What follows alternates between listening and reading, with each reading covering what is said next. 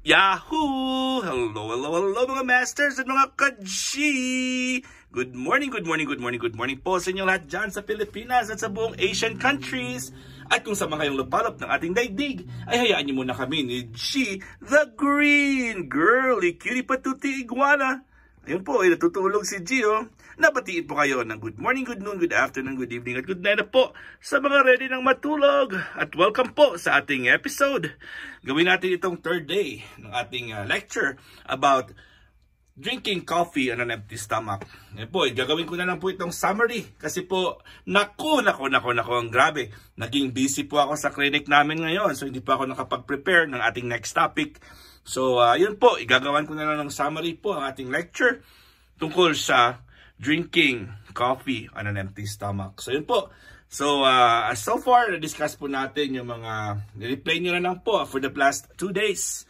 Kung ano po yung mga hindi maganda na nangyayari or mangyayari sa katawan natin kung umiinom tayo ng coffee habang tayo ay gutom. Pero so far, ang gagawin ko po ay magbibigay po ako ng advice kung ano ang gagawin. Kasi ako po ay umiinom din po na ako ng coffee. Pero syempre, we have to take coffee on the right time. At the right time pala. Okay, so ito po ang pinakamagandang gawin. Matagal ko na po itong lecture, matagal ko na po ito sinishare sa lahat po na nakikinig po since ako po ay nag-start pa lang nag-lecture, since nakuha ko po si G, at syempre nung hindi pa ako araw-araw nag-premiere, na-share ko na po ito noon pa. Alright, so the very first thing that I really recommend as soon as we wake up is, syempre, kailangan natin mag-wake up muna. The best time to wake up is at 5 to 6 in the morning. It's at least 30 minutes before the sun rises. Yan po pinakauna natin gawin. Okay, pinatatandaan natin, no matter what time you sleep, dapat gising na po tayo by 5 o'clock to 6 o'clock within that time range. Pwede kang gumising ng 5:15, 5:25, 5:30, 5:45, as long as it's before 6 o'clock. Why? Ayan po mga masters and mga ka-G. Yung ating large intestines po ay active by 6 o'clock in the morning. Kaya kailangan na po tayo magbawas or kailangan na natin mag-poops. We need to poop. Ladies and gentlemen, mga masters and mga ka-G, the perfect time to poop is at 6 in the morning. Because our large intestines are active by that time. So once the large intestines are active, we need to make sure the large intestines will do its job or will perform its designated job, which is to empty around 6 o'clock in the morning. So try your best to wake up before 6, and that's the best thing that you have to do as soon as you wake up. Okay, at 6 o'clock you need to poop. But before that, I have a few suggestions that we have to take. Okay, so the very first thing that I really recommend is not to drink, like some people drink 2 glasses of water. Okay, some people drink tea immediately or hot. The worst thing is, in connection to our lecture, is coffee. That's the first thing that they take is coffee as soon as they wake up. But I have a suggestion that I have to share with you, which I already shared a few times ago. Few days, how many days, how many times, how many premieres that I have shared this. So get a cup of warm water, isang tasa, mga 180cc po yan, or 180 ml po yan, diba? So kuha kayo ng tubig na maligamgam, and then add 2 tablespoons of apple cider vinegar with the mother. Okay, wala po akong dala dito ngayon. Okay, hindi ako prepared.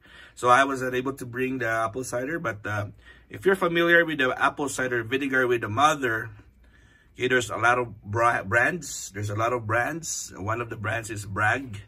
But I really recommend that brand. But if you have other brands, that as long as it's apple cider vinegar with the mother, that's perfect. Okay, and then you add 1 tablespoon of raw organic local honey. Yan po raw organic local honey. Kung saan po kayo, wherever you are, that's the best honey. From the area where you're from, that's the best honey that you need to use, because we have to make sure that the pollens in pollen, where the flowers release, and that's the process of their reproduction. Okay, so yung mga bees, mga bubuyog po, they transfer pollens to another, from one plant to another, from one flower to another, to of course in the process of spreading. Hindi ko alam kung anong tawag dyan, but they fertilize, or they in order to pollinize the flowers, di ba? Para mga tanim dyan, okay, tinatransfer po nila. So the best thing to take is the honey that is local from where we live. Ano yung honey na lokal sa inyong lugar, kasi po yung pollen na yan, pag hindi ka sanay sa pollens na yan, okay, magkakos po yan ng allergy sa ating ilong, sa ating lungs, sa ating breathing. That's the reason why there's a lot of us na konting change of weather lang po ay nagkakasakit na, hindi na makakapaghinga, hindi na po congested na po yung kanilang mga breathing at mga ilong nila, dahil po ay ang immune system nila ay mabababa.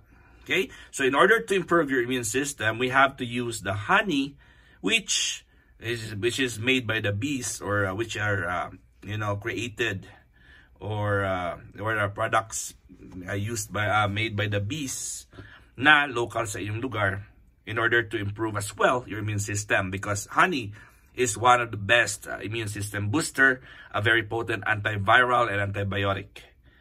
Yan po. At don't be afraid po sa mga diabetic po. The honey is not really dangerous, because honey can also help, with the energy production, because as long as the honey is not tempered, or as long as the honey is not fake.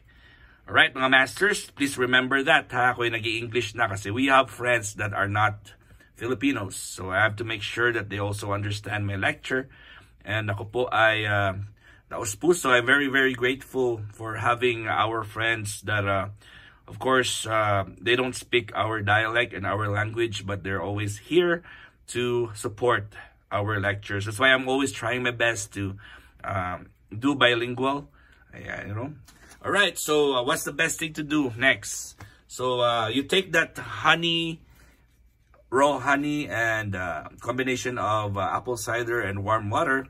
You take that as the very first drink in the morning. Please make sure it's not cold. It has to be lukewarm or maligamgam. Okay?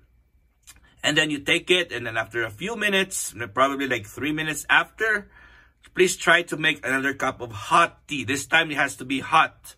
And teas that are natural herbal teas, and as long as it's not caffeinated, it doesn't contain any caffeine. So please avoid in the morning here, mga masters and mga ka-G, please listen to this. Please avoid caffeinated teas in the morning as soon as you wake up. So caffeinated teas include green tea and black tea. Ayun po, matagal ko na po lecture po yan. Marami po sa inyo dyan ang green tea po ang iniinom sa umaga. Okay, so green tea is, of course, it has caffeine. It will make you jittery, or it will make you like alert. Increases your energy level, because that's green tea. Some people thought that green tea will help you lose weight, but green tea can also give you a lot of energy. That's why try your best not to take the green tea on that particular time wherein you're still hungry. Okay, it's also like drinking coffee, the same, because it contains caffeine. It's almost the same. Okay, so what I suggest is find some teas that doesn't contain caffeine. The black tea and the green tea are caffeinated naturally. Okay, it doesn't matter if it's decaf or caffeinated. It's still, the brain will still process that as caffeinated, because that's, you're used to that, and the brain processes. The brain has its own processing system, wherein sometimes by just holding the cup of whatever you're drinking, the brain already knows that you're gonna get that particular thing. But the caffeinated and decaffeinated, the only problem with decaf is they alter the process, which is not natural, which is not normal. So sometimes they cause more problems because they're not natural. The body doesn't like it. It's not a natural ingredient. Sometimes they add some stuff which are not natural, which is not supposed to be there. Okay, so if you get the point, please try to avoid drinking caffeinated stuff on an empty stomach. Okay, so aside from coffee, green tea, and black tea, you can have other kinds of teas. You can have turmeric tea. You can have different kinds of tea, hibiscus tea, or whatever teas you have there, as long as it's not the bottled tea, yung mga tea na mabibili natin na matatamis. Not that one. The ones on the bags are the ones that you have to boil. That's the best teas that you need to take an hour as soon as you wake up, after you took the apple cider, raw honey, and the warm water. All right, so what's next? You have to wait 1 hour.